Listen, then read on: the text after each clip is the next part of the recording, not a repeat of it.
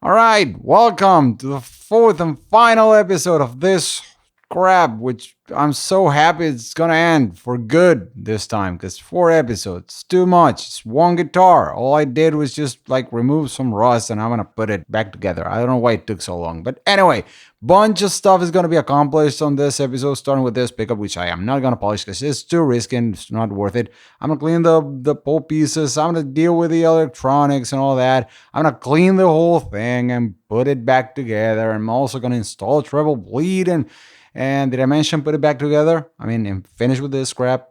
I know this is not the most upbeat way to start, but I want it to end. So yeah, hit shit, get angry. It's just a guitar. Just calm down. Okay, so yeah, I'm cleaning the thing and I'm trying to see if the scratches match with the pick guard. And I keep on cleaning the thing and I really don't want to have to polish it because it's too risky. Anything liquid around the pole pieces is a recipe for disaster because it's gonna sip into the coil and you don't want that. And so yeah, I just end up looking at the thing and you see that, yeah, there's scratches on the pickup cover, but it doesn't look that bad. It seems normal. Actually, it's one of the few parts on the guitar showing wear that seems due to just normal use and not somebody being an asshole. So it even matches what the pickguard looks like now after what I did to it in the previous video. Like I said a million times, I'm not going for the brand new guitar look. That'd be a completely different job. I'm just going for the, used in sort of a respectful way look.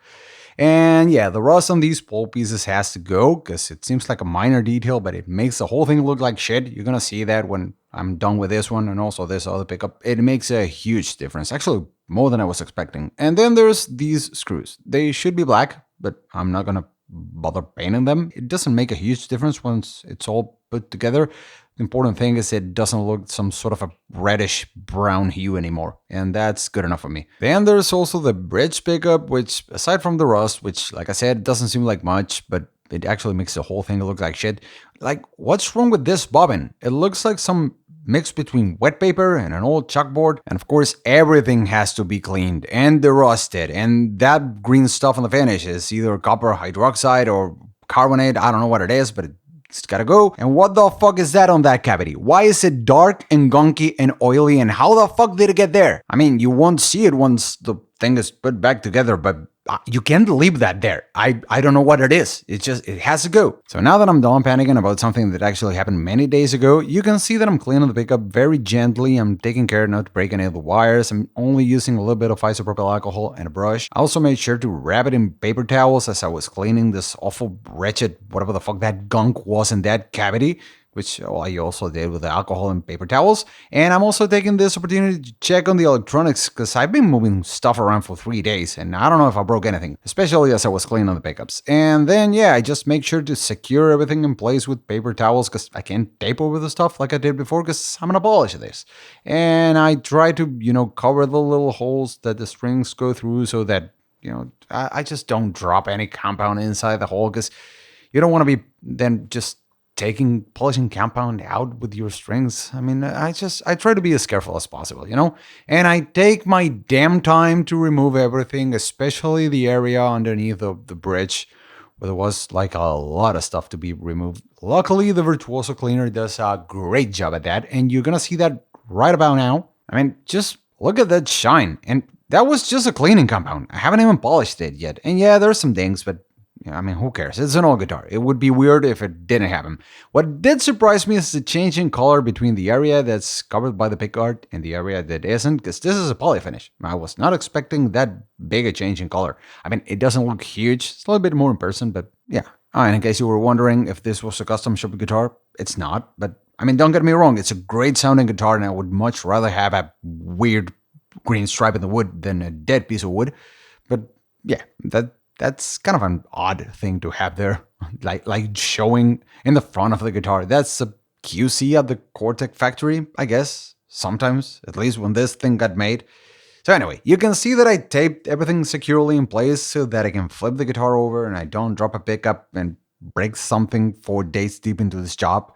And yeah, then I just went at it with a Virtuoso cleaner and the copper hydroxide, whatever that is, underneath the neck plate. That was really hard, so I brought the kitchen over. I brought the vinegar and the salt, and I just did the same thing that I did on the saddles, but right on the finish.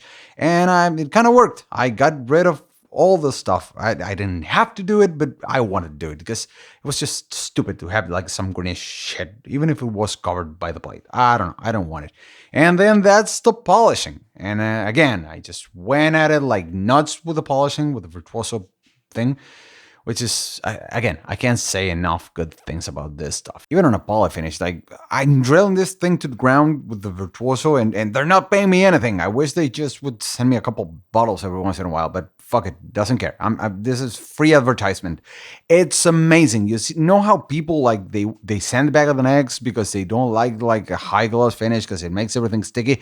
This shit gets rid of that. I don't know how they do that, but it just happens. And after a few days, if it starts feeling sticky, you just grab a piece of cloth, whatever dry cloth you have around, and just rub it in, and like it comes back. I don't know. It's just fucking magical.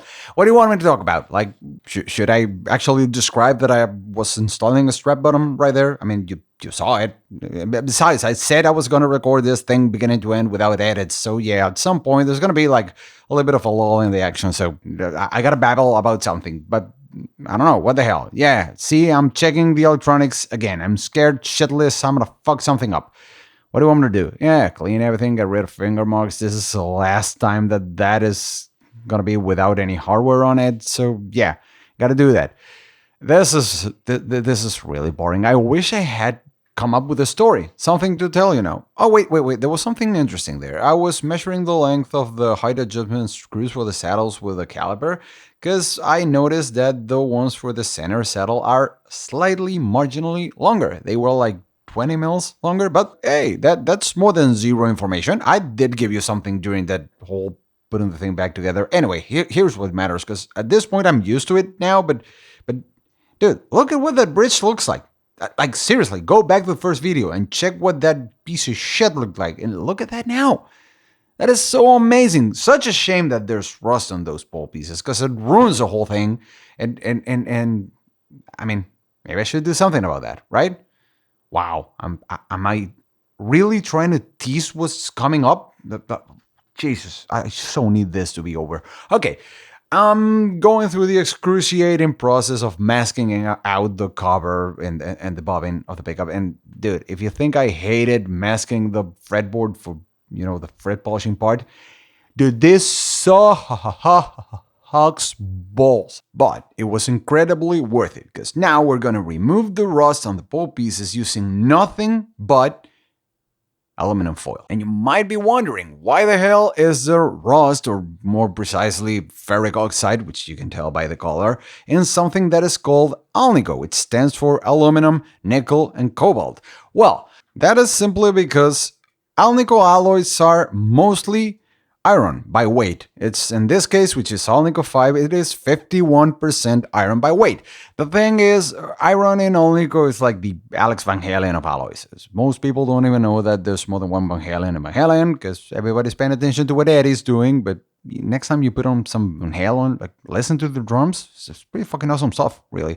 But yeah, the ones selling the bulk of the tickets are aluminum, nickel, and cobalt, and iron can go fuck itself, and I'm sure you never knew that many Alnico formulas even have copper to them, but yeah, whatever.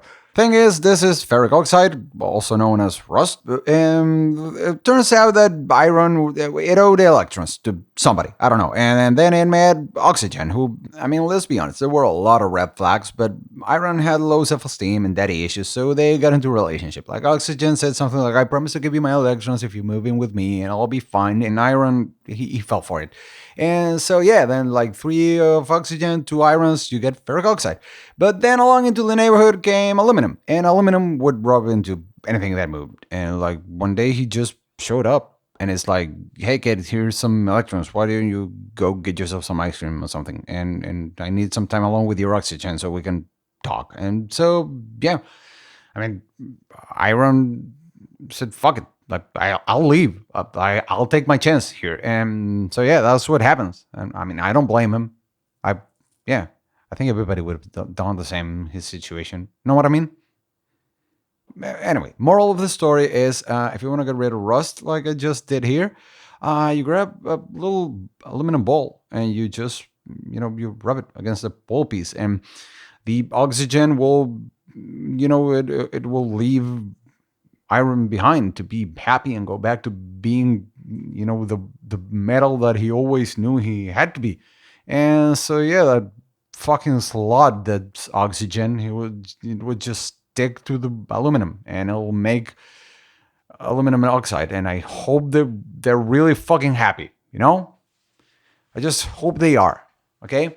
And there's also one thing: aluminum is soft. It's really fucking soft. So you can just rub it against anything and it's not gonna scratch. All it does is just you rub it over the surface, and that free iron, glorious, beautiful iron atoms, they are just like brushed away into freedom, where they belong. It's actually kind of really beautiful stuff we're doing here. And so, yeah, aluminum is soft, so it won't scratch the pole pieces. Plastic, you have to mask it because it will scratch that, and you also have to be careful with, chrome covers and stuff. But yeah, pole pieces, I mean, it's not gonna scratch them any further.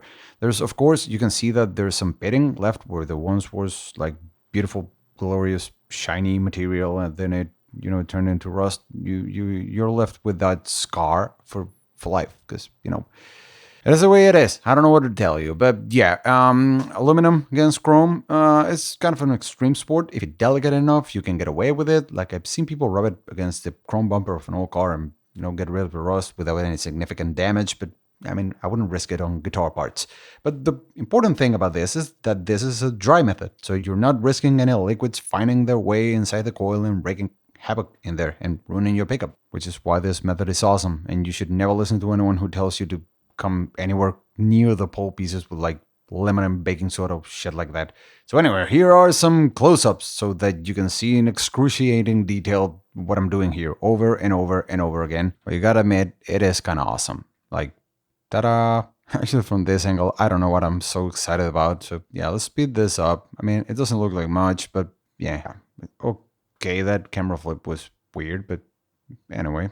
The important thing is the rust is gone. There's some pitting left behind because, yeah, I mean, rust ate away at the original material, so that is lost. I can't do anything about that, but all in all, I mean, it's a big difference. Like, this is what those looked like a couple minutes ago. I mean, it's a really huge difference. And yeah, I mean, once I peel that masking tape, that's gonna bring the whole thing together. And I mean, imagine what all this shiny stuff is gonna look like without all that rust there. That looks awful. I mean, there's no reason to have your pickups looking like this when it's as simple as grabbing a little ball of aluminum foil and just rubbing against this. Okay? So yeah, you're gonna see that in a minute. I mean, I strongly recommend you do this. And the fuck are you doing, you fucking psychopath? You just score a goal or something? Sometimes I see myself in these videos and I don't really recognize myself. I think I spend too much time alone with my thoughts when I do these things. Okay, have a look at that. I mean, and yeah, let's make a reveal out of this one. I mean, come on. Come on. Tell me that was not worth it. I wish I'd show you that for a little bit longer, like both pickups, but you're gonna see them in a minute. Just for now, I'm just gonna be putting the whole thing back together, and I'm really sweating even the last of the tiniest details.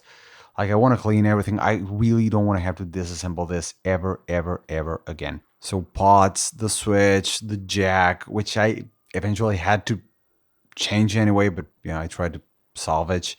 Even there, grabbing the caliper, I'm checking that both pots are the exact same length, and I'm trying to match them with the nuts and washers, so it's not like one knob is taller than the other. I mean, it seems like a minor thing, but if you're gonna do this, if you're gonna go through all this work, why not have both knobs be the same height? I've seen so many guitars with mismatched heights on the knobs. It's really stupid. Like, why go through all this work and not have both knobs be the same height? I mean, look at this. This is a completely different guitar. You saw what this looked like on the first video. I mean, this is a completely different guitar. Absolutely amazing, if I may say so myself. So you might have seen me like I'm tightening these screws in sort of like a tuning a snare drum kind of pattern. What I'm doing is I'm securing the center first, and then I'm going for like one diagonal and then like the other one. Because You know, in this kind of affordable guitars, the holes in the pickguard and the body and the screws and everything, like they don't line up. So I gotta try to spread the difference. So I start at the center, make sure like they're kind of aligned with something, and I don't completely tighten it. They're kind of loose, and then I just start going around and I start tightening and tightening so that there's no bulges in the pickguard and you don't deform it any further. Because if you start like on one end and you jump to the other, you're gonna create probably either tension or pushing to the inside, and you're gonna deform it at least to some degree. And yeah, it can be avoided. I actually thought about this for the first time when I was putting the pickguard on a Mustang, which has a screw in the center, and I had created a bulge in the center. So when I went to put the last screw in, I realized I had to remove all the screws and start over from the center. So anyway, have a look at this neck. You had seen this neck like 3 videos ago, but you hadn't seen it with shiny, beautiful, straight tuners. So yeah, that's what this looks like. So now it's just, time to make it one guitar again, a whole guitar. And I mean, look at what 4 days of work gets you. Much more than the guitar is worth, like I said at the beginning. Still have to string it, set it up, do the treble bleed. And yeah, I mean, yeah, might be not worth it if you just think about it in terms of like the money, but I to be honest, the moment I got this guitar, it was the only thing that I played for like 3 days until I finally decided to start, disassembling it and restoring it. And I absolutely love it now. And I've already recorded with it, and yeah, it's a great guitar. So now comes the setup, and you can see I'm getting cocky because I brought myself some whiskey. It's a single malt Talisker, to be precise, that I got for Christmas. So yeah, I feel like I'm on the final stretch. And talking about stretch, I am stretching the strings. Stretch your strings, motherfuckers. I don't want to hear about your guitar going out of tune if you're not stretching. And yeah, like that also, like make sure to file the nut properly, preferably not while drinking, but what the hell? At this point, I've been doing this for 4 days and I hadn't had a drink in like a fucking week. I was really committed to this thing. Not that it's that big of an achievement, but this was my free time. I was on a holiday actually. So yeah, I was being a good boy, and I was, I was giving myself a bit of a prize. So setup it is. How repetitive this shit is. Even if you speed it up, like no wonder I had to get myself a drink. Surprised it's not like the 4th one by now. Oh, by the way, I'm probably also taking a lot of time because at this point I think I was legally blind because my eyes were shut after 4 days of doing this, and I'm not sure what I did wrong because you can see I even use magnifying glasses as much as I can. I don't need glasses, but yeah, I did something wrong. Like I couldn't read for like 3 days. So be careful with your eyes. Anyway, I'll shut up for a second. Let you enjoy this. Wouldn't it be funny if you realize the video is much better without me and just mute the whole thing and just watch it again? I mean, I could use the extra playtime, but I don't know if it counts though. Okay, there's one thing left here, and that's the treble bleed. Let's have a listen to what this sounds like without it. Even for shitty cell phone room sound, that's a lot of trouble getting lost.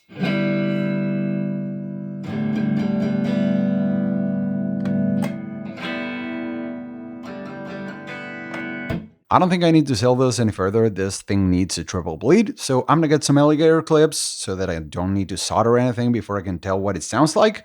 And in case you don't know what a treble bleed is, it's a pair of electronic components that help you filter some of the treble frequencies around the potentiometer so that they can make it to the amp. You connect them to pins 2 and 3 of the pot, meaning the ones that are not to ground. And in this case, I just use the same values as my other Tele, meaning a 470 picofarad cap and a 150k resistance in parallel. And with these pickups, it just worked amazingly. It was day and night.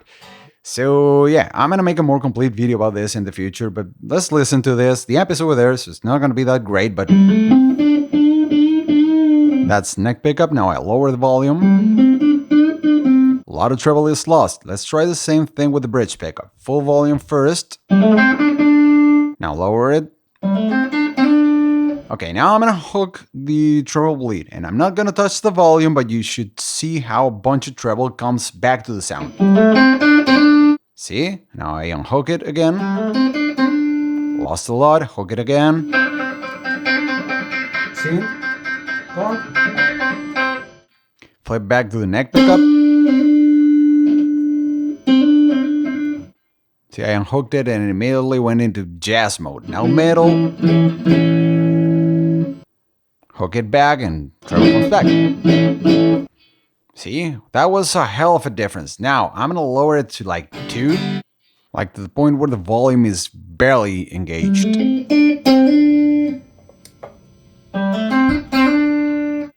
That was the bridge pickup on 2. Show me a Telecaster that it has treble on 2. Now I unhook it. That last bit is a normal Tele with a low volume. What the fuck? I guess I'm just celebrating. I was dumb and blind at this point. I'm really tired. But yeah, I was happy because, yeah, first set of values just worked. And now I just gotta solder that. And believe me, this was the hardest part of the process by far because, yeah, my eyes were shot. But luckily it was way quicker than I thought. And then all that there was left was to adjust pickup heights. And yeah, after 4 days of work, here it was. Done. That was a shitload of work, but it looks beautiful. And it sounds great. So I'm going to leave you with that. And some Tele sounds. Hope you learned something. And yeah, here it is. That's a Tele. That's a Tele bridge. Here's the neck.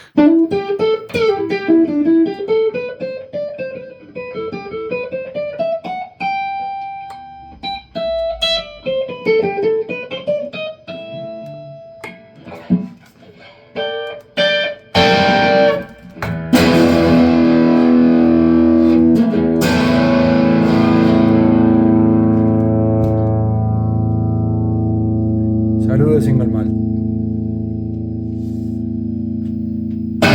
That was just as satisfying as it looked, maybe more. Thanks for sticking around.